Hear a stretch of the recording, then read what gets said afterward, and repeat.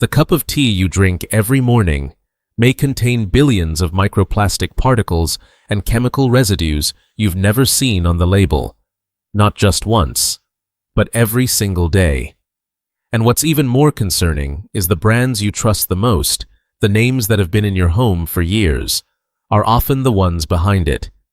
I spent weeks analyzing the tea market in Australia, from supply chains and sourcing to how brands price and tell their stories. And what I discovered isn't just a quality issue. It's how an entire industry is selling you belief instead of truth. In this video, we'll break down the 10 most popular tea brands and uncover what's really inside every tea bag you drink each day. 10.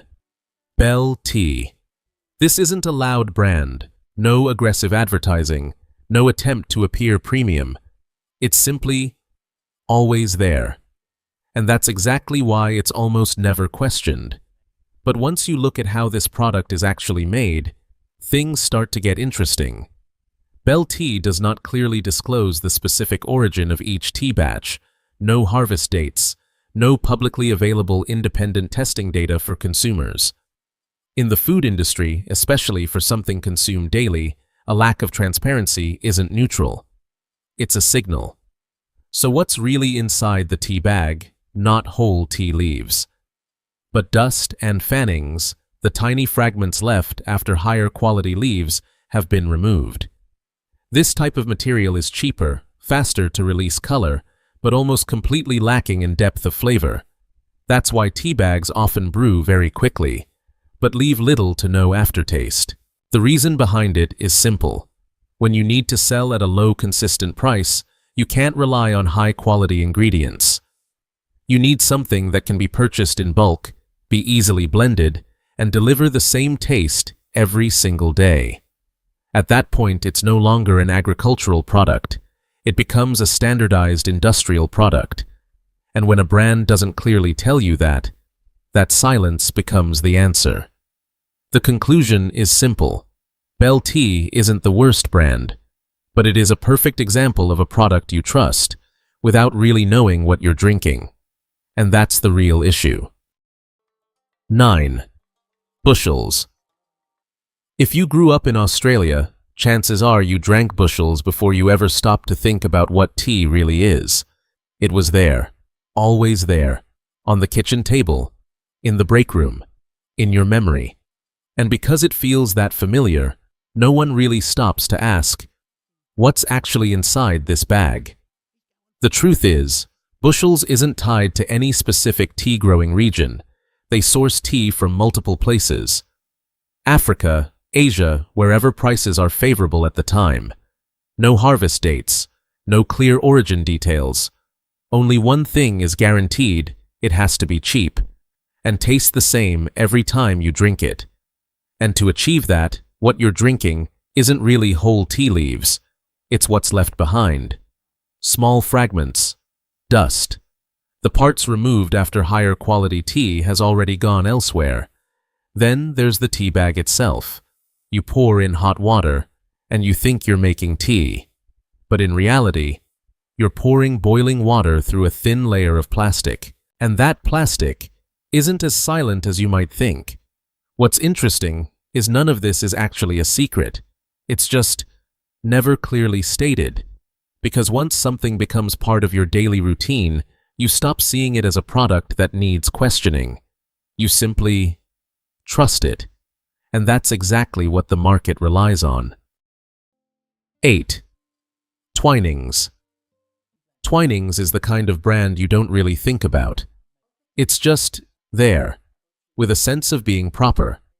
300 years of history, the British royal family. That alone feels enough to trust it. But if you set that story aside for a moment and look at the product itself, things start to feel very familiar. Their tea isn't much different from the mass market. Still blended from multiple countries, still made from small fragments, not whole leaves. The goal isn't to be the best, it's to be consistent. Today's cup has to taste like tomorrow's, no matter where the ingredients come from. And when you need that level of consistency at a global scale, You can't rely on nature. You rely on processing. That's why some flavors taste very perfect, but don't actually come from real ingredients. They're engineered to feel real. There's another detail most people overlook. Tea is an agricultural product.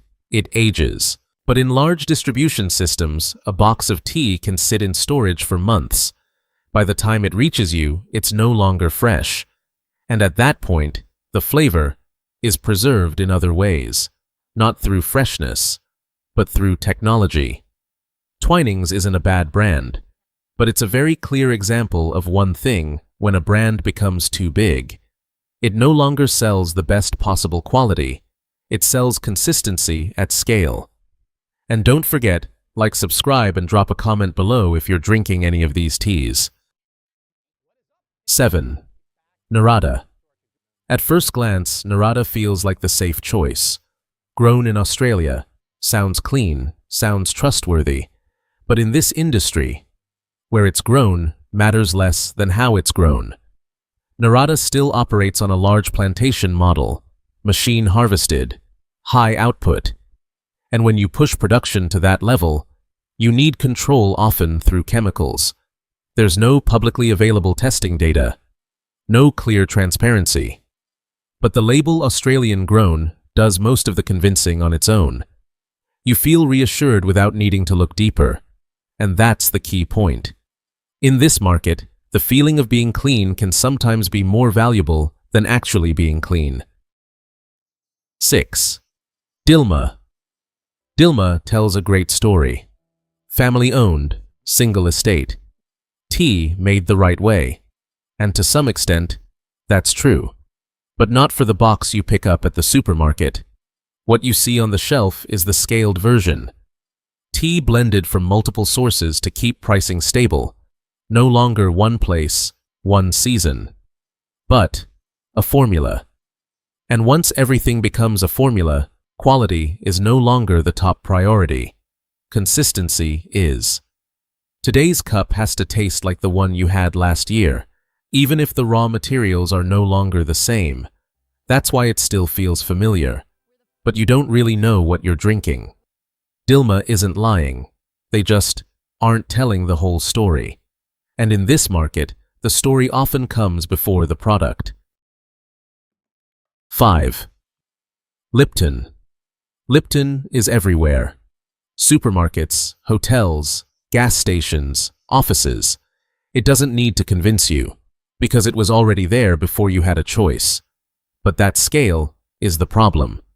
To operate globally, everything has to be simplified.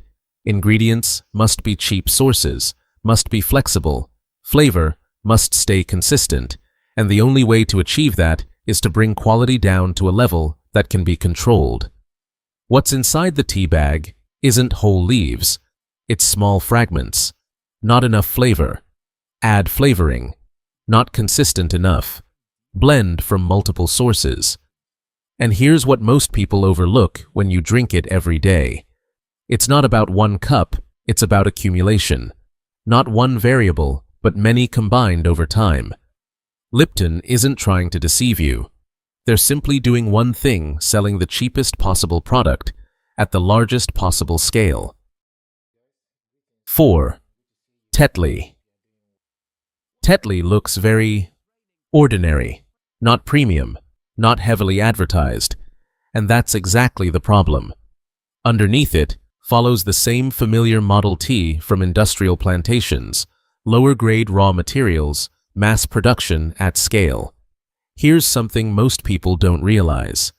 Tetley often uses older tea leaves, cheaper but higher in fluoride accumulation. If you drink 3 to 4 cups a day, that becomes long-term exposure over years, not immediately dangerous, but also never clearly communicated. The conclusion is simple. Tetley isn't bad because it's different. It's problematic because it's exactly like the rest, and no one questions it. 3. T2. T2 looks very premium. Beautiful stores, elegant packaging, a polished experience.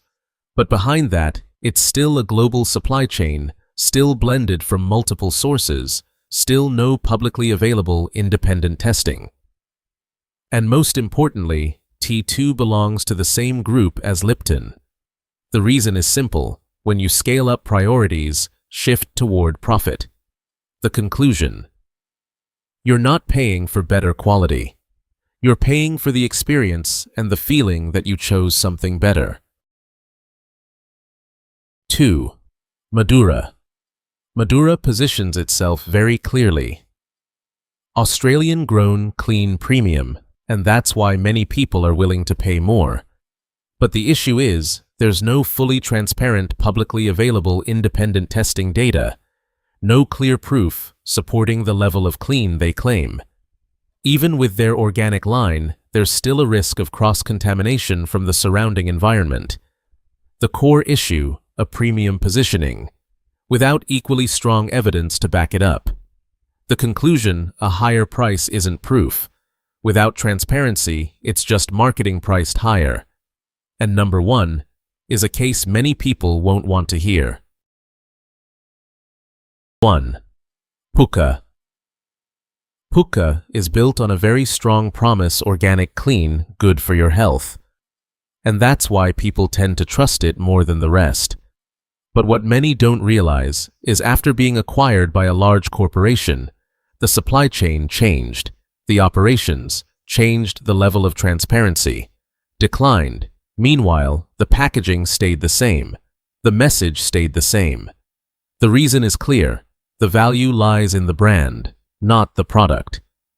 The conclusion: you're not buying what it used to be. You're buying an image of the past, carefully preserved and sold in the present. 10 brands, different images, but the same core strategy: optimize cost and cover it with a story.